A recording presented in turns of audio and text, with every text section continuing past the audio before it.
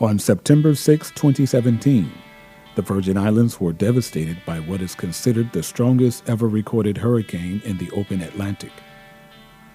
Hurricane Irma ravaged the territory's shores, changing its landscape and seascape.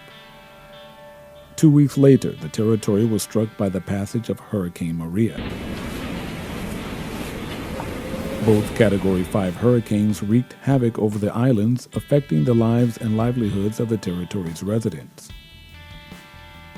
Estimates show that the hurricanes left over $3 billion in significant damages, which exceeded the gross domestic product, GDP, of the British Virgin Islands and caused widespread damage to the housing stock, road infrastructure, ports, telecommunications, electrical infrastructure, and critical facilities.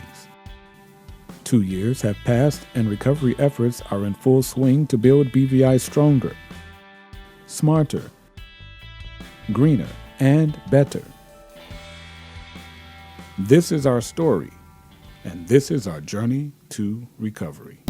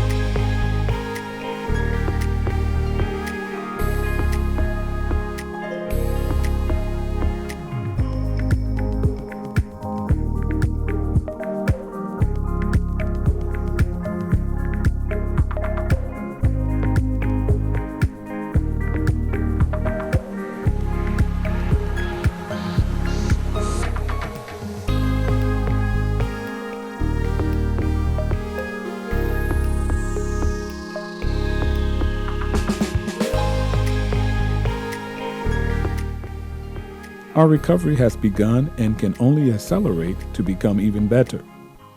Today we're going to be asphalting the road from Stevens gas station all the way across to Rock Cafe. It's going to last about half a day or to a day, and then this walk will be a nice, flat, beautiful asphalt road with about 3 new speed bumps put onto it.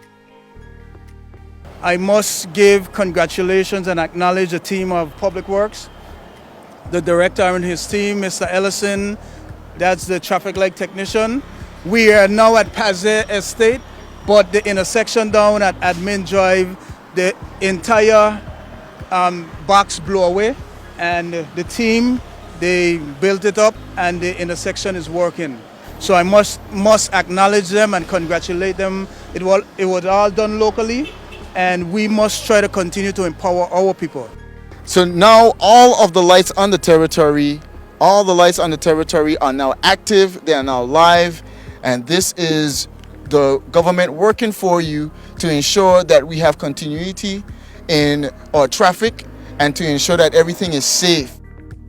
All those who come for employment, you raise your right hand and say, from today, my life has changed and I will be employed. And there's no limit to my future.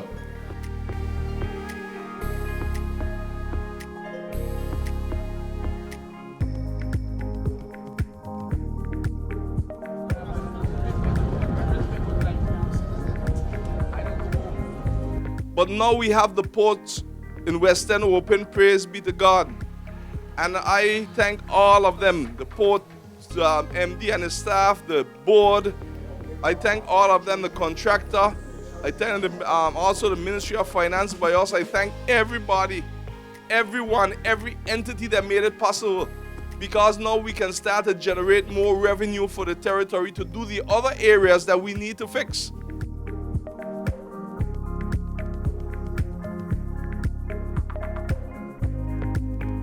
We are one people, one BVI, I must say.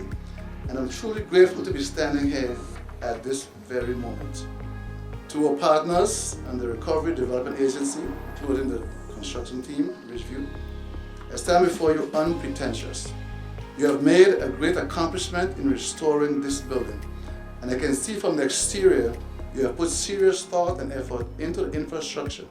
Furthermore, I can't wait to see the inside.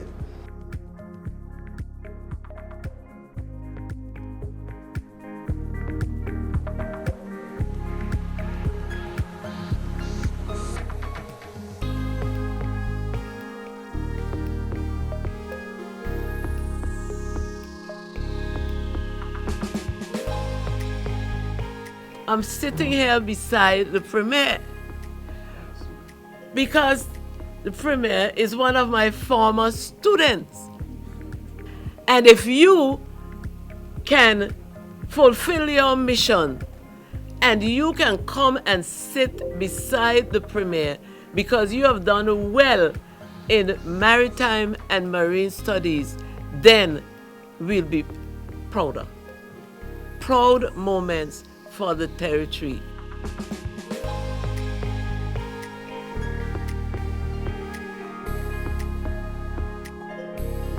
But as elected colleagues too, they also went to the Elmo South High School, the BVI High School. And I thank them because they were checking on the project now and again. And you see the contractors? I want you not just give these contractors a round of applause. I want you to stand and give them a standing ovation. Give these contractors, every one of them, a round standing. The project manager, Dr. Drexel Glasgow and his team, the Premier's office, RDA, Lorna, Jovita, Dr. Potter. You give them all a round of applause. It took them walking in one accord to get this done. The government of the Virgin Islands has incentivized the private sector, assisting greatly in their acceleration towards recovery and being more resilient. The government has been working diligently to restore hope and prosperity to all because the territory's true recovery is reflected in the recovery of its people and their ability to become more resilient. as we all continue to strategize how best we can collectively position the BVI as a cruise destination. Let us engage in productive and invigorating dialogue to improve our product offering and to talk about how we will create memories. We have to think about, why do people return? Why do people come? Why do people choose one destination over the other? As a destination for tourism and as a jurisdiction for business tourism, we need to always think about what is important for us to do to improve our product and surpass those who see us as the competition. So the Consumer Protection Act, which initiates the setting up of the Trade Commission, which transcends the Trade Department from just that to a Trade Commission, which oversees this initial act along with a slew of acts that will be coming on stream in tandem with this, is necessary in order to ensure that we have that economy that we so desperately want. So it's not just about price control, it's not to tilt the scale in any one direction or in the favor of any individual, but holistically looking at an approach to take this agenda forward. On behalf of the ministry, we also are very excited about the Memorandum of Understanding, the MOU, to be signed between us and Green VI. Having had a comprehensive briefing from Sarah, I think that this is a program that will show enthusiasm, and already we have to look in ways in which we're going to reduce the footprint. We cannot continue to look for additional spaces in terms of dump sites, and we surely cannot continue to build mountains out of waste, because it is unsustainable, and we have to find ways in which we can, reduce what we are doing. I want to thank the contractors and the project management team, Dr. Glasgow from the Ministry of Finance, and Steve Augustine and project management, and all the contractors. I have to say I'm proud to be a Virgin Islander and see what our local contractors can do. And all of the improvements that they made to the existing structure, and working very quickly to get school open on time for Monday, when the students will be here. So I thank you so much, and I'm proud to be a Virgin Islander and to witness the quality of the work that you have conducted here. And I have to say that local contractors, if we don't have the skills, we can hire the skills. So that's not an excuse. And in hiring the skills, just like Greg said, we will gain the valuable knowledge and experience. And we can only do it if we're given the opportunity.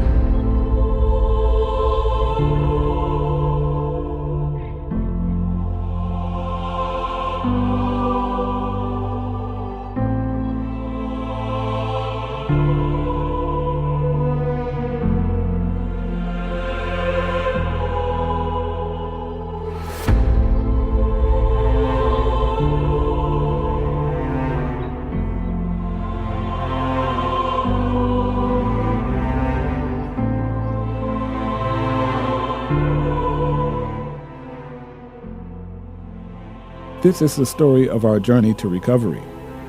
We have done a lot, but we are not through yet. there are still great things to be done.